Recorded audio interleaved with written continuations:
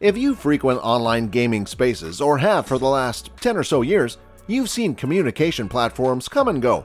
Peer-to-peer communication platforms have always been a staple in online gaming, and many of Discord's users have the same story about how they ended up there. They start by liking video games, and those video games are best played with friends. TeamSpeak, Ventrilo, and Skype have been popular for a while, but all came with their laundry list of issues. With few options, though, it didn't matter if the users hated those platforms or not. They were the standard. However, this breeds ingenuity, as people realized that their communication ended when the game was off. They wanted to keep in touch, even outside of a raid or dungeon. Gaming friends were real friends, and with major platforms like MSN and AIM a thing of the past, it was hard to find a way to connect en masse outside of sharing real-life phones. As luck would have it, 2015 brought a new tool into the market. Discord showed up on the market, and it wasn't playing games. The tagline was straightforward as they come: it's time to ditch Skype and TeamSpeak. Not only did it have text chat, but it covered what most people needed the others for and did it way better than anyone else on the market: voice chat. Soon, users were setting up private gaming servers and more public ones to connect with groups looking for a sense of community. A few short years later, Discord has become the center of the gaming universe, with more than 100 million active users monthly and millions of communities for every game and player imaginable. Some of the most considerable servers have millions of members discussing various games and topics and housing thousands upon thousands of different communities.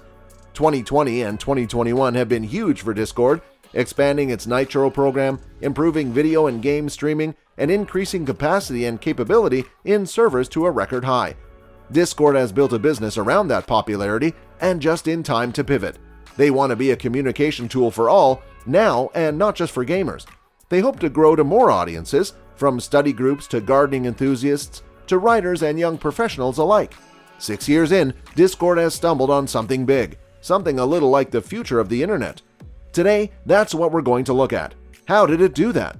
How did Discord go from a little-known tool doing something better than anyone else to one of the most interconnected communities of servers hosting a wide variety of hobbies with both free and paying users across the world? A brief history. When CEO Jason Citro created Discord, he was no stranger to success. He had already successfully co-created and sold OpenFaint, a mobile social gaming platform, in 2011 for $100 million. Before that, he had helped found Hammer and Chisel. During the development of Discord, he was frustrated with the inadequacies of existing voice-over-the-internet protocol solutions. Discord was meant to be the answer. He worked on the first version as an internal voice and text messaging service. For the time being, it was to be used by his team as they completed the development of their current project, a free-to-play iPad game called Fates Forever. Eventually, when the game shipped and monetization efforts failed, they persisted with the development of Discord. It was marketed as a free voice and text chat application, especially for gaming communities who wanted to communicate during the game. That's all it took: recognizing a problem and addressing it. Today, Discord is the world's most popular chat and voice app for games, and it's still growing. It partnered with huge brands like Spotify, Microsoft, and esports to boost its reach and expand into new audiences. Even before those partnerships, though, it was thriving due in large part to its word-of-mouth marketing. There's nothing out there quite like it, nothing that provided gamers everything as a complete package of both voice and text chat seamlessly. Discord was easy to use and set up, fast, and won't hog storage space. It provided an easy solution, combined with the community-based behavior of its user base, which provided the perfect recipe for organic growth by word of mouth. What went right? There were a few things that gave Discord the edge it needed from the very beginning. In particular, its ability to handle thousands of server communications without breaking, and how seamlessly it works across devices and platforms put it ahead of the rest. In short, Discord is fast. The competitors aren't. Discord offers everything, where even the nearest competitor only provides some. Compared to the sluggish and behind-the-times offerings like Skype, Discord is a sleep option that works for many different people no matter their circumstances. It was designed with scalability in mind, with built-in webhooks and a robust API architecture for servers, text, and voice communication. And then there are the bots. The decidedly bot-friendly API plays a massive role in thousands of servers, as its functionality has played a critical role in its popularity. The decision to focus on the bot-friendly architecture also recognized that a vast majority of early users were incredibly tech-savvy. Discord knew that people liked to play with bots, and so Discord let them do it. The sandbox environment of Discord, its bots, and the admin role people play in it stirred up unique excitement from its user base. But if you need to break it down further, you can break it into 5 significant key things Discord made a massive difference in when starting up. If you were to have a tech startup, this is the master key to viral, organic marketing success. 1. Be easy to pick up. Discord is good at what it does. Fast to load, instant messaging system, and little to no latency. Friction between the user and the choice to switch was removed, and the transition seamless. There are no gates keeping people from joining in due to ease and accessibility. Users suddenly had no reason to skip this latest advancement. It was like Discord saw the difficulties of switching platforms and made the process as easy and painless as possible. 2. Know your target audience. Discord knew its target audience from the beginning because the developers were part of it.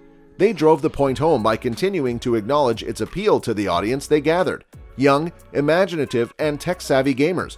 They built features like server customization and organization, thorough bot integration, custom emoji support. They've fine-tuned the platform perfectly to the user's needs and done so in small, free, constant modifications. This makes all the changes feel less steep, more accessible, and clearly feedback-driven. 3. Leverage the right partnerships. Word of mouth got them half of the way there, but Discord was uniquely poised to scale up on the growth strategy after a while. They partnered with huge, eye-catching brands like Twitch, putting them even further in the eye of users who might not have joined early on. 4. Be attentive to community feedback. When the communities asked, Discord was provided.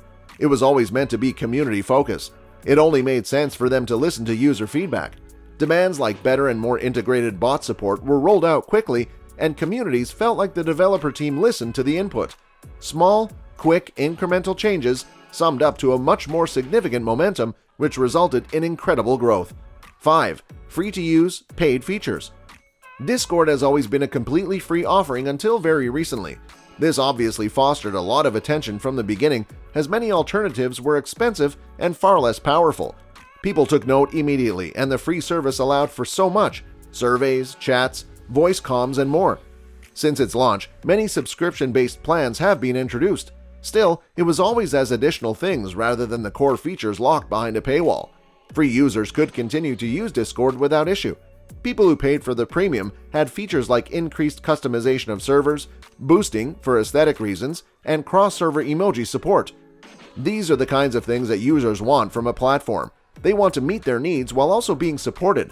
A platform for gamers, made by gamers, was uniquely poised to take over the market. It was Discord's developers who did the actual work and fostered their users' sense of community.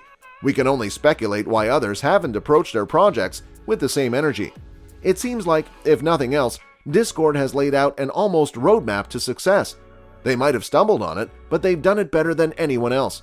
In just 5 short years, Discord has changed the game and done something remarkable. It has created its own space that feels unlike anything else on the internet. Discord is now a perfect cross-section of group chatting, forum-style discussion boards, conference calls while leaving the servers as a sort of moderator's playpen. They don't need to pivot or redirect their attention because they're offering a premium service with a premium customer-focused approach. Best of all, it's free if you so choose. Going forward, we can only expect Discord to continue to do what it does best, which is something that no one else has entirely done yet. That's going to be it for today. In the comments below, let us know your thoughts in the comments. Do you think Discord's approach was novel or the bare minimum? In a world where developers need to know their audience very well, we think they've done an incredible job. Discord has so far met the needs of the communities it serves while continuing to expand and innovate.